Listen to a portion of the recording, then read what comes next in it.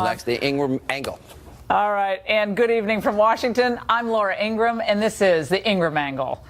In light of his powwow with a number of pro-amnesty congressional leaders, should the president's core supporters panic? That's the focus of tonight's angle. As I noted last night, it was terrific for the president to let the sunlight in during that DACA back and forth at the White House. Transparency is long overdue in the legislative process. It's something I've been asking for years. He was engaged and he was enthusiastic about having both sides at the table. That was really good. He also reiterated that the wall and ending chain migration was a prerequisite for any deal on the so-called dreamers. But not so reassuring was when this went down. You turn on Fox News and I can hear the drumbeat coming. Right-wing radio and TV talk show hosts are going to beat the crap out of us because it's going to be amnesty all over again. And then the president basically seconded that emotion. Thank you, Lindsay. You know, it's very interesting because I do have people that are, let's just to use a very common term, very far right and very far left. They're very unhappy about what we're doing, but I really don't believe they have to be. Excuse me? Lindsey Graham hitting Fox News? So that's nothing new. But the president hitting the far right? That's adopting the language of his fiercest critics on the left and many in the open borders crowd. Pretty surprising. And then here was the pièce de résistance. This group comes back, hopefully with an agreement. This group and others from the Senate, from the House, comes back with an agreement. I'm signing it. I mean, I will be signing it. I'm not going to say, oh, gee, I want this or I want that. I'll be signing it. And here's the part that made Jeb Bush all warm and fuzzy. This should be a bipartisan bill. This should be a bill of love. Truly, it should be a bill of love, and we can do that.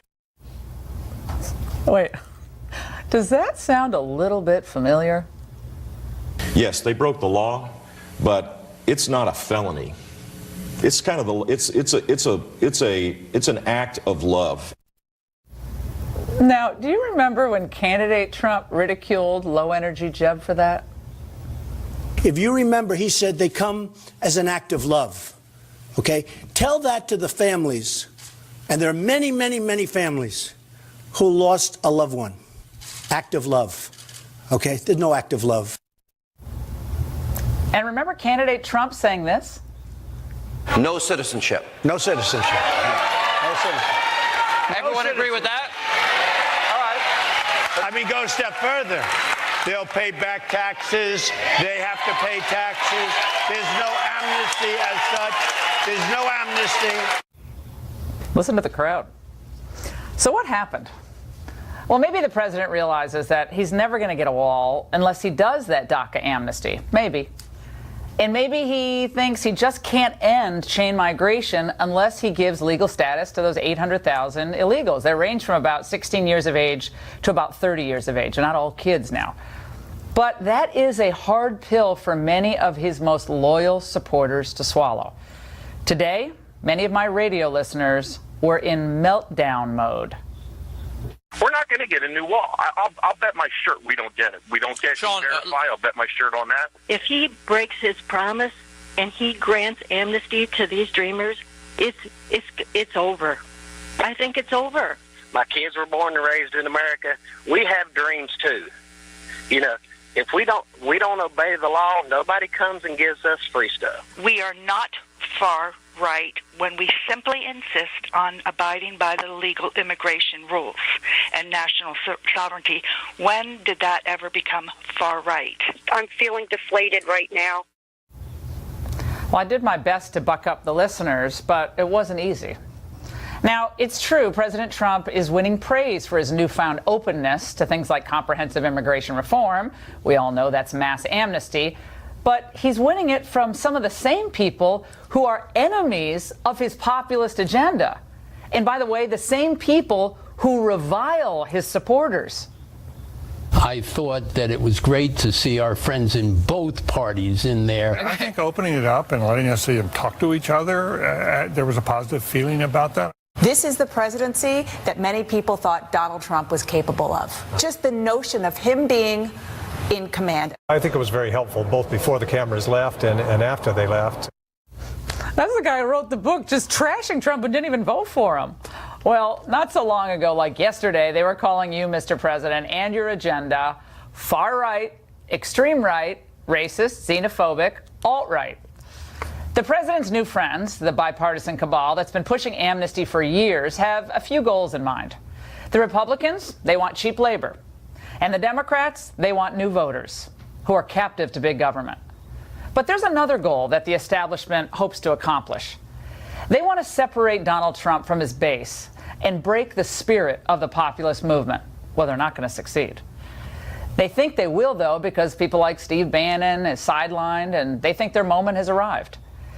The president has to remain loyal to his supporters and to his agenda, the one he ran on, the one that won all that applause and rave reviews at all those rallies where people stood in line for hours in the cold. And he has to be willing to walk away, yes, walk away from a bad deal, just the way Reagan walked away from a bad deal with the Soviets at Reykjavik. Look, we all understand that governance is difficult. And sometimes you have to get the best deal you can with the votes you're given. But I think Kevin McCarthy, who's not exactly an immigration hardliner, had it right when he cautioned the president yesterday during that meeting.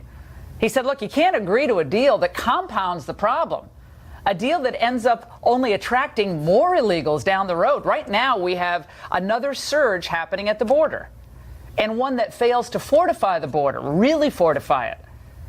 Now, there's a possibility that President Trump is doing something else, and I'm going to leave this possibility open, that he's playing a really smooth game with Republicans and Democrats and the media.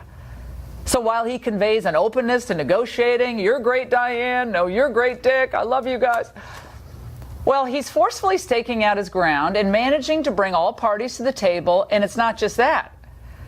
Just this week, there are really encouraging signs. The president is actually doing the hard work of enforcement.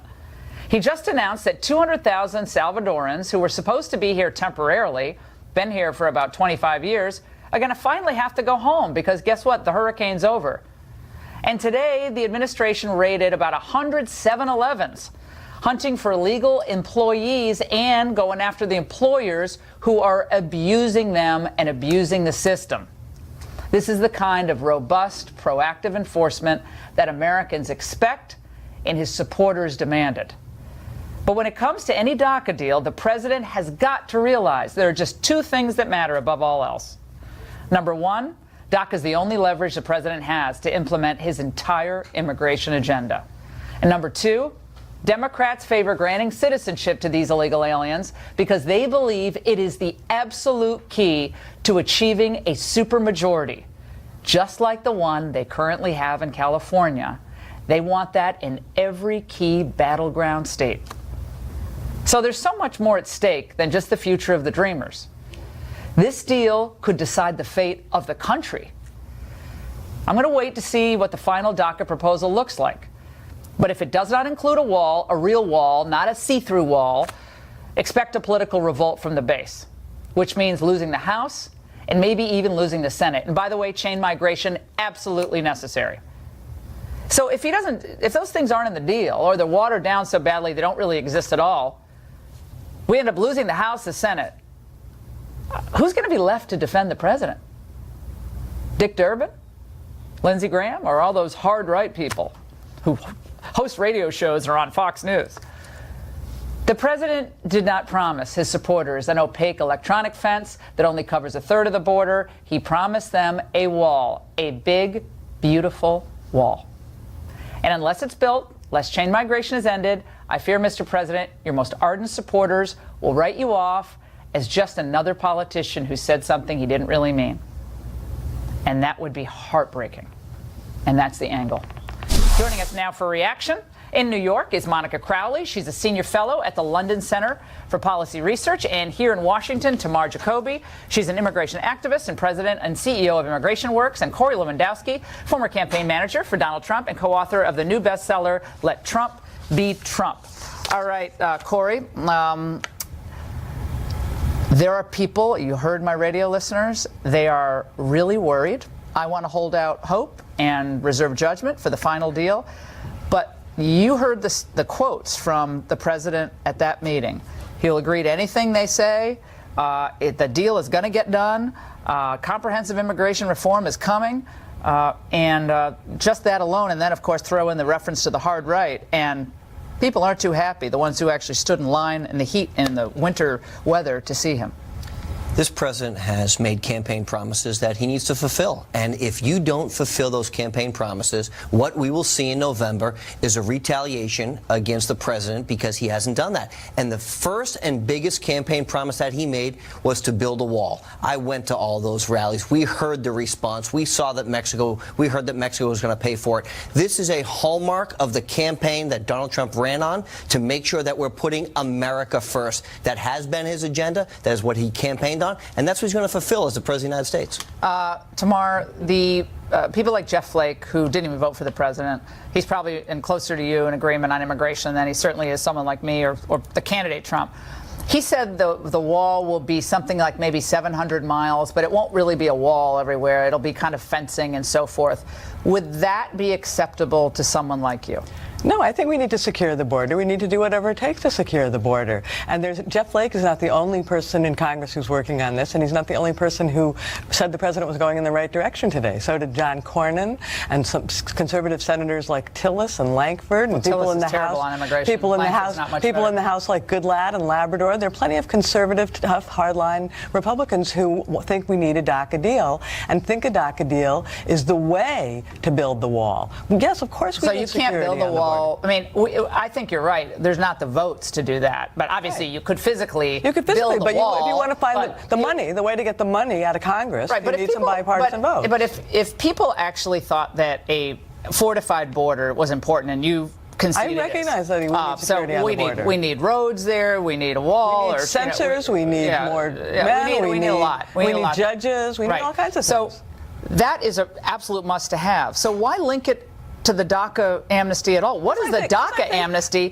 have to do with fortifying our border? The president has been saying since the beginning, since before he was inaugurated, that he thought that we should do something for the DACA kids. So de-link it. Why does it have to be linked? Well, why not have some Democrat votes and do it in a bipartisan way? What's so wrong? I mean, is bipartisanship bad by nature? But the Democrats are for enforcement, you just said. I mean, you're for enforcement. I assume you're not a conservative Republican. Democrats are. Chuck Schumer said he's for enforcement. I certainly am a Republican. I'm not a Democrat. Okay, so Chuck Schumer has said many times he's for enforcement. Other Democrats, they're totally for enforcement. But they also want to do something for the DACA kids. Right. As does the president. Monica, look, I want to believe in my heart of hearts that there is not some major sellout in the offing. I can't imagine the president would do that. I mean, that would be the end of his presidency. He would. I think, look, you already have people who are concerned about this, but if it goes ahead and does that, I think that few people have given him better advice than probably, the He's a kid to me. Corey sitting here, myself, and a few others. But he has a lot of friends now, newfound friends who are calling him racist, sexist, xenophobic. Seems like yesterday. Yeah, I don't think he cares much about his newfound friends who are lavishing him with praise based on what went down in that meeting yesterday, Laura. Look, we are a little worried because we're so conditioned by establishment Republicans and others who have let us down over many decades, people on both sides of the aisle, frankly. This president is completely different. I think what you saw in that meeting, Donald Trump knew what he was doing. He knew what he was doing with that strategic contradiction. Look, of all of his campaign promises, build the wall, inspire the most passionate support. I don't think he's going to let us down on that. His platform about dealing with illegal immigration once and for all, he knows he's got one shot before the end of the year in the 2018 midterm elections. He knows what he's got to do. He's got to start funding building the wall. He's got to end sanctuary cities. He's got to end the visa lottery program. He's got to end chain migration. Of the green card holders this year. Absolutely. He's got to accelerate deportations, and he's got to unblock those immigration courts. I know that's a tall order, Laura, but this president is up to it. That's what he promised, and he keeps his promises. Got to do it. It can't be whatever Durbin and Feinstein and Cory Gardner agreed to. I have thoughts for Cory Gardner later on in the show. People do not want to miss what I'm about to reveal about Cory Gardner. Lindsey Graham said this today to any of us who would dare criticize these tactics. Let's watch. Those folks don't have to solve problems. The president does. He's got to work with Democrats to fix problems like immigration. They don't. They're pretty much outliers when it comes to where the American people are. His job is not to sell books. His job is not to carry a TV show. His job is to solve problems. Oh, thanks, Lindsay. That was we didn't realize that. He's actually the president. Corey, take a shot at that one. Look, the president has been brought to Washington to solve the problems that this Congress and many before them have created for the last 30 years. That people like Lindsey Graham have created by leaving the border open. Laura, we've seen this for 30 years. They've had the chance to fix the problems, and they haven't done so. Donald Trump has now come in, passed a massive tax reform package, the first time since the Reagan administration. Which we celebrate. And what the president is going to do is to fulfill the campaign promises that he outlined. What we saw yesterday was quintessential Donald Trump. He brought the cameras. I loved it. He held those guys accountable. I love it. He should do more of it. Have them accountable on television. I agree. The Democrats hate that because they want to go and make this rhetoric and have these propaganda But for Lindsey Graham to be sitting at that table, you know, your friends stick up for your friends. When Lindsey Graham's sitting up at the table, and I like him personally very much, always have, Fox News and Hard Right, he tried this line in 2007. He went down in flames in 2007. They tried it in 2014. You know who's no longer here in Washington? John Boehner and Eric Cantor. You know why they're not here? Because they sold the country out primarily on immigration. Tomorrow I want to go with you on this. On the issue of chain migration, the Democrats have said, who I've been able to interview, they are not for reductions to chain migration. What is your sense on this? Over time, we definitely need to rebalance. Too much is family migration, not enough is employment-based migration. But that's a historic change. We're going to change 200 years of history. We need to do it carefully. That's not right. And Democrats aren't going to be ready to do it right now across the board on this deal. Well, we'll make some. I think it's possible to make some changes to chain migration. Okay, right. But to totally change the system, I don't think it's going to happen around this the deal. record, we actually changed our immigration policy in 1965, for changing it from a merit-based system to primarily a bringing in the entire family tree migration system. Yeah, no, it used to be a country-based immigration system. It wasn't merit-based. It was very much when we were in industrial age, when we had heavy manufacturing. And it was country-based, and people brought people they knew from their relatives. Just so from their Fox country. listeners understand what we're talking about here, there are 1 million green card grants every day, granted every year. And 44% are family migration. There are other family recipients that come in. Only 18% are jobs-related immigration. But the families work too. The families work too. Second cousin twice removed. The adult children, the aunt, the uncle. No, thank you. 99.9% of the families work, and families are. Republicans believe in families. They're cheap labor for the businesses that your group represents. Families create a social fabric. Oh, like American families aren't the social fabric. Yes, we got a lot of families. But why would you rather have a bunch of single man workers and not families? So they're better than we are? No. They're not better than me. That's what you think, no, though, that's right? not. That the illegals coming in with all the extended family are better than the American workers. I can't keep their families together. No, I didn't say anything like that. I think immigration should be legal, not illegal. But some family migration is not a bad thing. Adult spouses and children. Yeah. Illegal people, Donald Trump said countless times on the campaign trail, need to go home and apply the right way. That's the rule of law. If you want to change the law, change it. But I'm telling you something, compromise on this thing is going to be a bridge too far. All of you, we could have you for an hour. I wish we did. And by the way, how Trump is signaling a possible showdown with Bob Mueller over the Russia probe. Corey's going to want to talk about that. Plus, the president says Senator Feinstein may have broken the law by releasing a congressional transcript from that Fusion GPS. Is he right on that? That debate coming up. The Ingraham Angle is brought to you by... Senator Feinstein apologized today very quickly to Senator Chuck Grassley, the chair of the Judiciary Committee, for publicly releasing the closed-door testimony of that Fusion GPS co-founder, Glenn Simpson. She said she was pressured to release it. By whom? And then she added this ridiculous apology to the senator. The one regret I have is that I should have spoken with Senator Grassley before. And I don't make an excuse, but I've had a bad cold, and maybe that slowed down my mental facilities a little bit. Good Lord. President Trump says Feinstein possibly broke the law. So is that actually the case? Let's discuss this with Fox News contributor and senior editor of The Federalist, Molly Hemingway, here in the studio, and Saul Smiley Weissenberg. They put that in the prompter, Saul. That is so unfair. You're just serious. In Raleigh, North Carolina, former deputy independent counsel for the Whitewater investigation. Okay, Saul, I want to start with you. The president said this could have been illegal because, what, she was operating while under the influence of Robitussin? I mean, I don't know what she was doing here, but it's not illegal, is it, for her to release this? Just maybe unwise or imprudent. Yeah, I can't think of a law that it violates. It was an unclassified session from what I understand.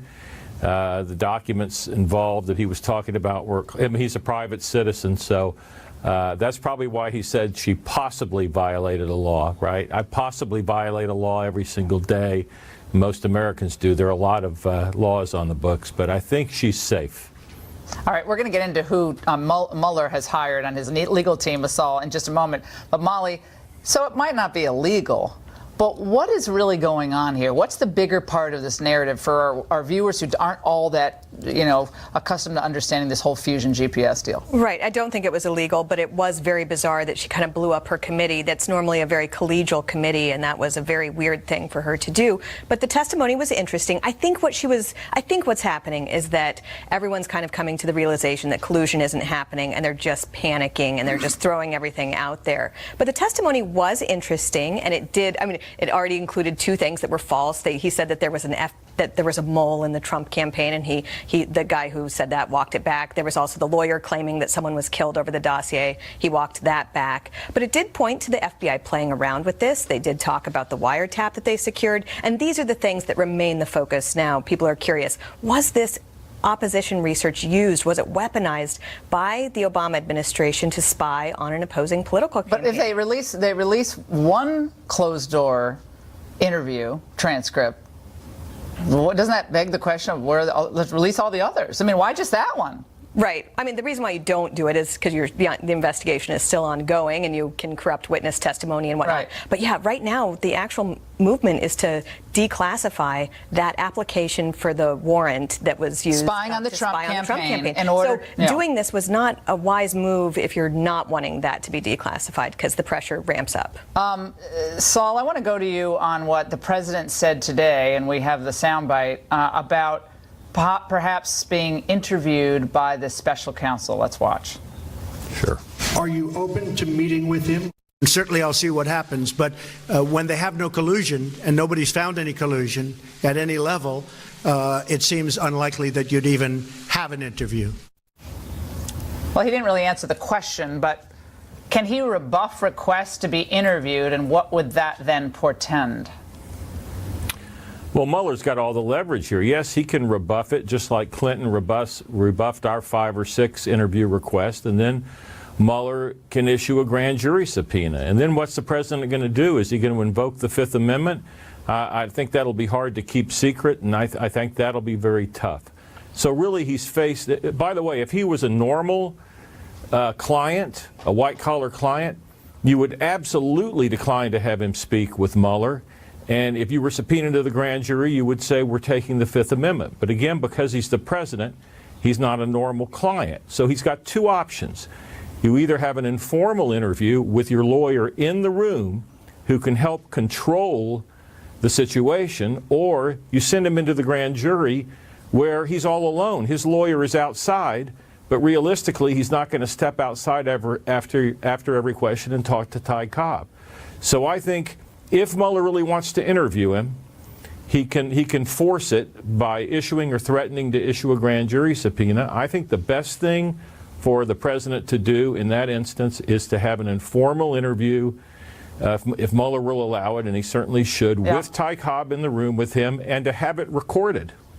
Unlike Hillary Clinton, Molly, and Donald Trump made this point, no transcript, no recording. She did on the 4th of July weekend. The president always hammers that point, and he's right. Hillary Clinton seemed to just skate on this. Right. If he could get that Hillary Clinton special where they don't record the interview, everyone around you gets immunity, and you've already decided beforehand that you're not going to press any charges, that would be a great deal. But I don't think he can fight a subpoena if it comes to that. All right. Thanks, guys. And by the way, Mueller's a real prosecutor, see? Yeah, he actually is a real prosecutor, and he's hiring more people. He hired that cyber crimes expert, which is not a sign that they're closing down this investigation anytime soon. And by the way, guys, have you caught this guy's latest act? This idiot is the president.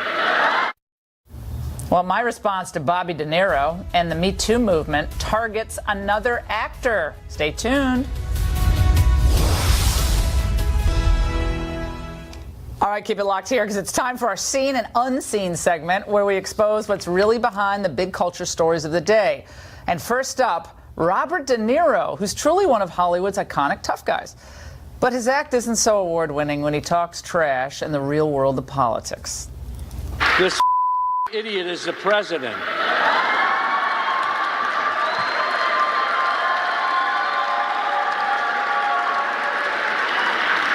It's the emperor's new clothes. The guy is a fool. Come on. Our baby in chief has in chief, I call him. I think he meant the emperor has no clothes, not new clothes. My gosh, if someone doesn't write his lines, he just blows them. That's really incisive. I'm really glad I missed the Fockers. And that's where we begin our Seen and Unseen segment with Fox News contributor Raymond Arroyo. Raymond, he's just been mouthing off for years. And it's someone I've loved, De Niro. I actually had the chance to take a plane ride with him once. He was there's really fun. A story. Drinking Jack Daniels like at 1 in the afternoon, though. He can throw him back, but that's a story for another day. Okay. So let's talk about this. He's just off the rails.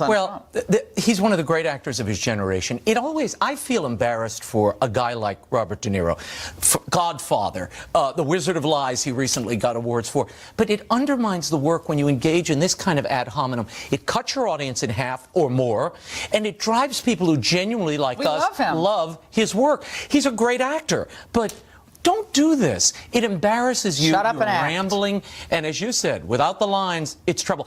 They say some actors take the role home with them. He's caught somewhere between Raging Bull and Wizard of Lies. I'll leave it there. Okay, let's.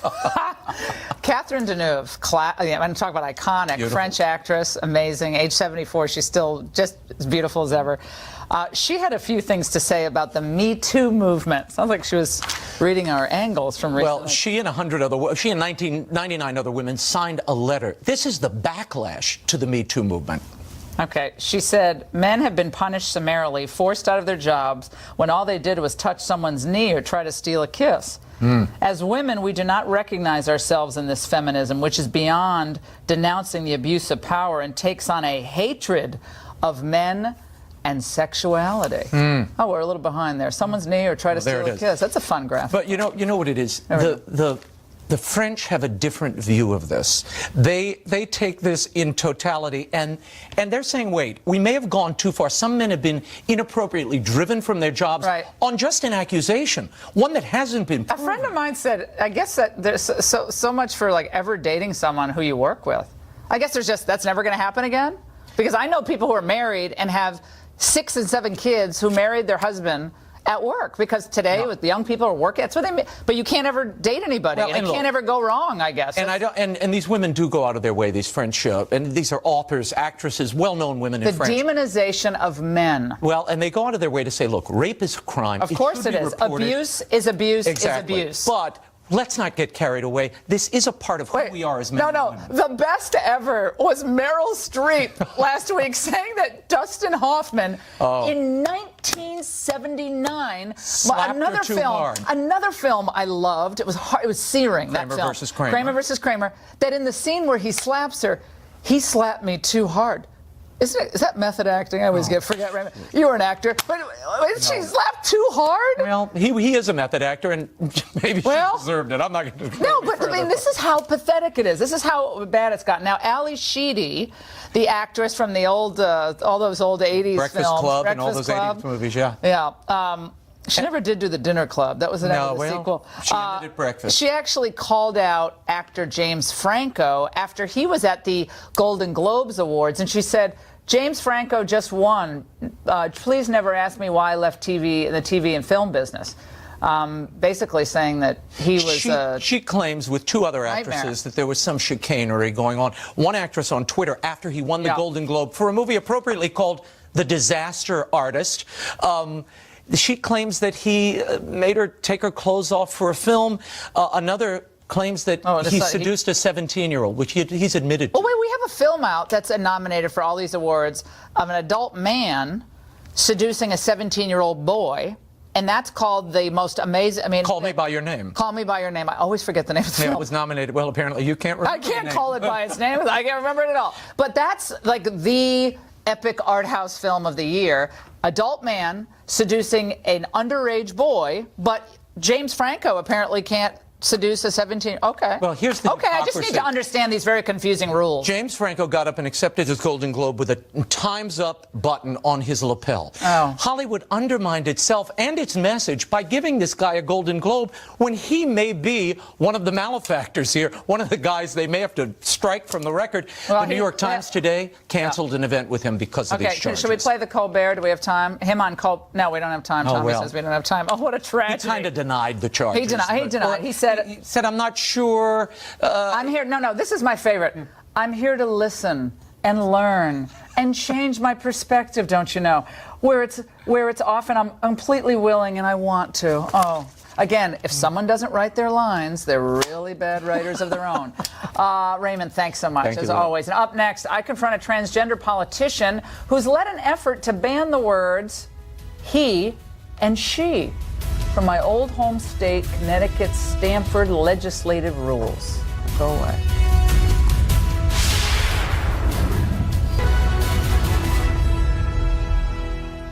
Okay, stay with me here. The Board of Representatives in the city of Stamford, Connecticut, has voted to ban the use of gender pronouns from its governing rule book.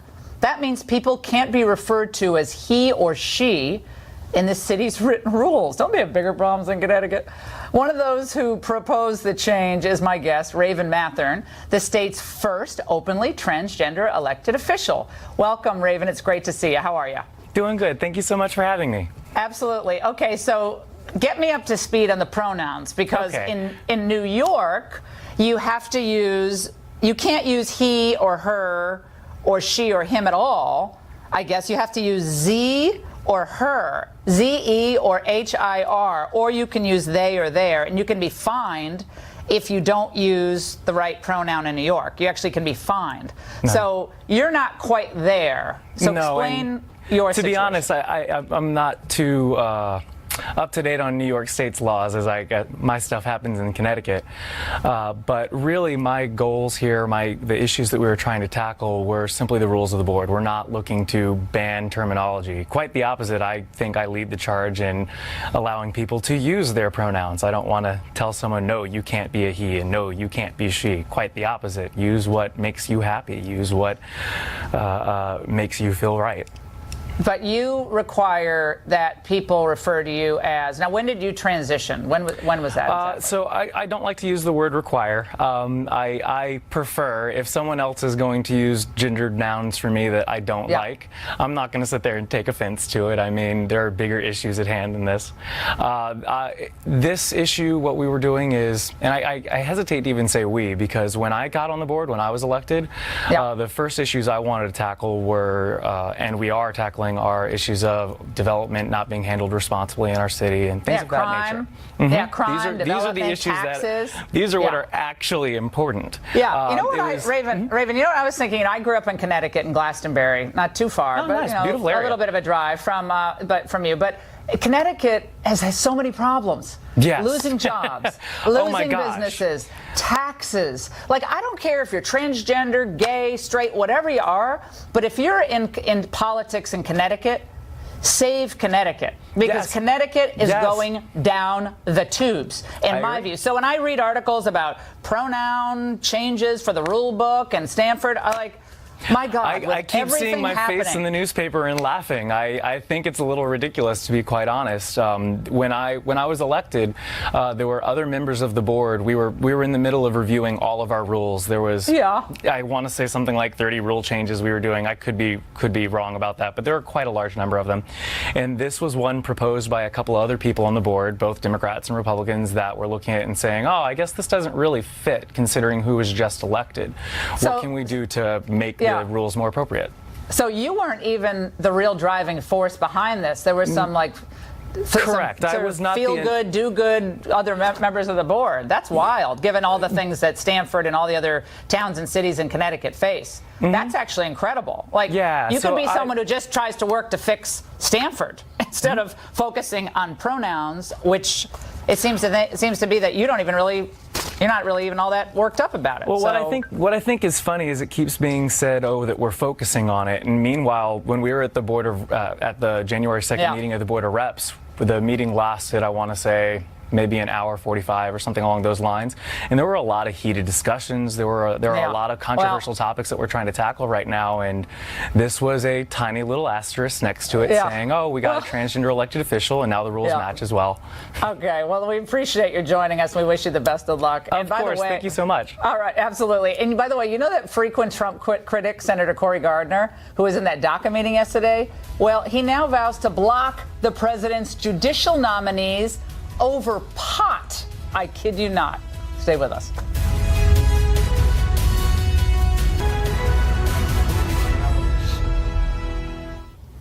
Welcome back. A tale of two senators. That's the subject of tonight's bonus angle.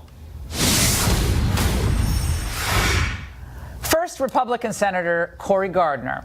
He's an affable, attractive first-termer from Colorado. He was also one of the members at that big DACA meeting yesterday. That's nice. But did you also know that he's threatening to hold up President Trump's judicial nominees?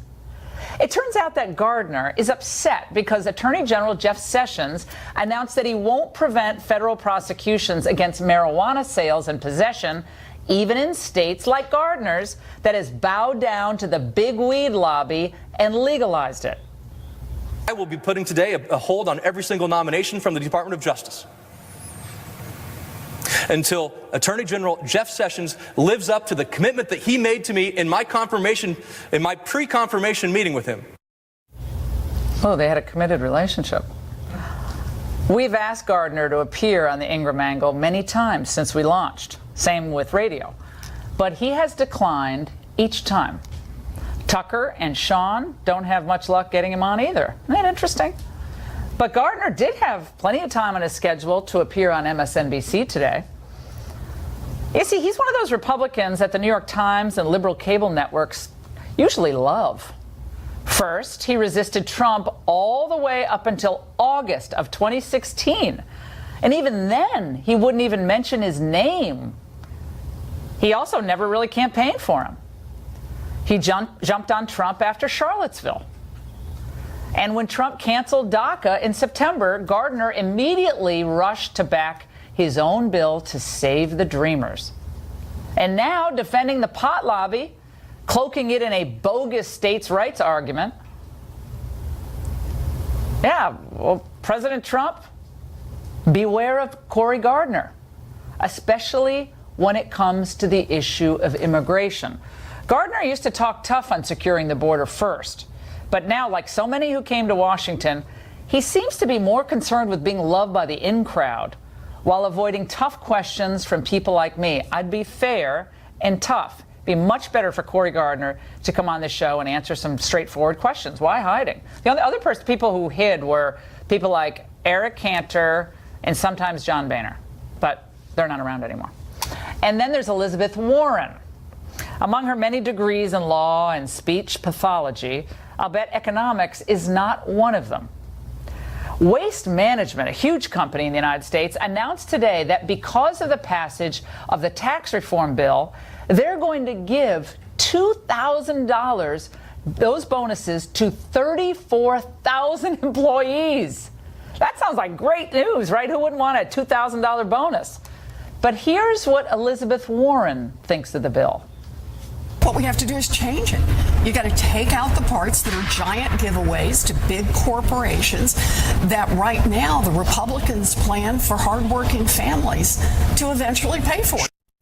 Now, she apparently doesn't realize, former Harvard law professor, that when corporations make money, shareholders and employees do too. They do better. Ditto for pension holders and 401ks. Does she not understand that businesses aren't entities without the people they employ? And other people who are the shareholders, they're the owners of these companies. They own stocks otherwise and mutual funds that invest in them. In other words, a booming economy, Elizabeth, is good for the working people. Princess Running Mouth claims to represent the working people.